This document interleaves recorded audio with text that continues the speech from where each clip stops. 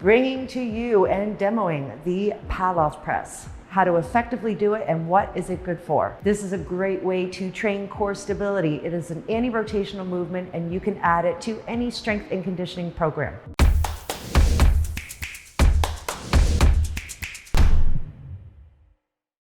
Hi, I'm Amanda, the body coach. I've been a fitness professional for over 20 years and I'm bringing you some movements to execute, do them effectively, efficiently, and add them within your strength and training programming. So there are many variations that you can effectively execute the Pallof press. Today I am using an assisted pull-up band with a 40 to 80 pound resistance. I have executed the Pallof press with utilization of a cable or pulley machine. There's a lot of different variations that you can apply within your programming to do the Pallof press. Keep in mind that this is an anti-rotational movement. So we want to maintain positioning from the ears right down into the ankles. As I just said, this is an anti-rotational movement. So we want to resist the force that potentially wants to pull us back.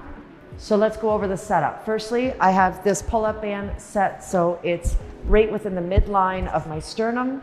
I'm going to find an athletic base position, so meaning my feet are underneath my hips, soft bend through the knee line. I'm going to engage the glutes slightly, shift the body slightly forward, maintaining a fire core. I always like to do this interlacing my fingers. So keep in mind with this resistance band, the further I step out, the more resistance is in it, the more it's going to want to shift me back. So I want to find the positioning that I can effectively execute this the right way. So now that everything is set from the hip line down, core's activated, my shoulder blades are drawn together, I want to lift the midpoint of my chest or my sternum out slightly. I like to interlace my fingers. I feel a little bit more secure while maintaining that nice proper positioning. I'm going to project the arms forward and control back. Project the arms forward and control back.